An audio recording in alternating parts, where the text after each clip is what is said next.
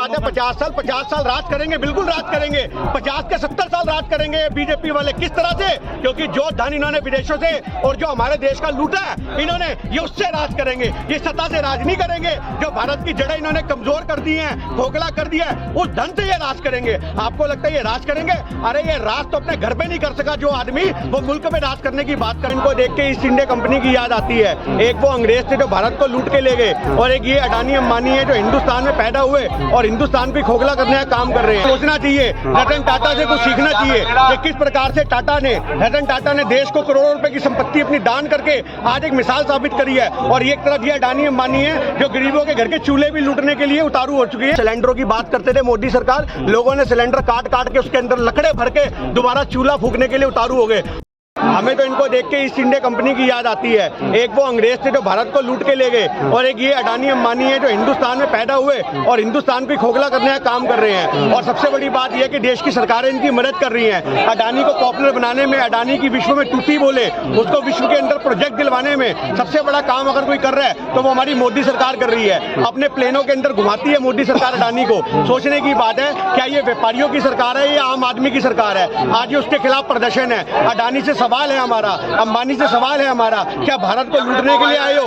आपको सोचना चाहिए, रतन टाटा से कुछ सीखना चाहिए कि किस प्रकार से रतन टाटा ने देश को करोड़ों रुपए की संपत्ति अपनी दान करके आज एक मिसाल साबित करी है। और एक तरफ ये अडानी अंबानी है जो गरीबों के घर के चूल्हे भी लूटने के लिए उतारू हो चुके हैं। इस चीज को बचाने की लड़ाई है, और उसी के नेतृत्व में हमारे अध्यक्ष अनिल चौधरी जी यहाँ पर उपस्थित हुए थे, और हम सब कार्यकर्ता उनको मजबूत करने के लिए यहाँ पहुंचे। लेकिन चर्चा नहीं हो रही है सदन में। लेकिन चर्चा कहाँ, राहुल गांधी पे चर्चा कहाँ से होगी? आपने हमले की बात करी राहुल गांधी पे, कहते हैं कि विदेश में बेइज्जती करवा रहे हैं। हाँ। अरे बेइज्जती तो आज मोदी सरकार ने करा रखी है। जब काले कोलों से लिखा जाता है कि मोदी गो बैक, जब जापान में, अमेरिका में मोदी को काले झंडे दिखाए जाते हैं, तब सोचने की बात है, तब मुल्क की बेइज्जती होती है। डंका बज रहा है। हाँ बिल्कुल डंका बज रहा है। जब भी विदेशी ट्वीट करते हैं कि we support farmer, we support CA NRC, तो सोचने की बात है कि आज विदेशी हमारे समर्थन में उतरते हैं सपोर्ट करने के लिए।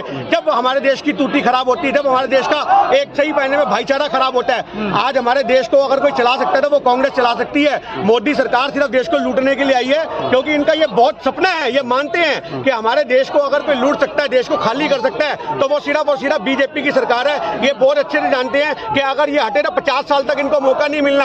अरे इनके मंत्री, इनके सांसद बोलते हैं राज करेंगे। आप ये कहने की बात है 50 साल राज करेंगे, बिल्कुल राज करेंगे। 50 के 70 साल राज करेंगे बीजेपी वाले। किस तरह से? क्योंकि जो धन इन्होंने विदेशों से और जो हमारे देश का लूटा है इन्होंने, ये उससे राज करेंगे। ये सत्ता से राज नहीं करेंगे। जो भारत की जड़ें इन्होंने कमजोर कर दी हैं, खोखला कर दिया है, उस धन से ये राज करेंगे। आपको लगता है ये राज करेंगे? अरे ये राज तो अपने घर पे नहीं कर सका जो आदमी, वो मुल्क में राज करने की बात करता है। लाशों के ढेर पे राज करने वाला आदमी, लाशों के ढेर पे राज करने वाला आदमी, आप कह रहे हो कि वो मुल्क पे राज करेगा? इनकी राजनीति धर्म से शुरू होती है, मारने काटने से शुरू होती है, दंगे फैलाने से शुरू होती है, और वही खत्म हो जाती है। इनकी राजनीति का एक सूत्र मंत्र है, वो क्या है? हिंदू और मुसलमान। इनकी राजनीति का सूत्र मंत्र है कि अंबानी अडानी को मजबूत बनाओ, उनके पैसों से चुनाव लड़ो। ये हमारे देश को सोचना पड़ेगा। कब तक? कह रहे हैं कि मेहनत से बने। मेहनत से तो हर आदमी बनता है मेरे भाई, पर मेहनत से 7 पुश्ते बैठ के खाने वाली कमाइयां किसी की नहीं होती। उनकी मेरी बात सुनिए, पुश्ते हो या ना हो, आप समझो इस बात को। पर धन इतना कमा लिया कि आज आधा हिंदुस्तान खरीद लें ये लोग। कहां से इसको मौके मिले?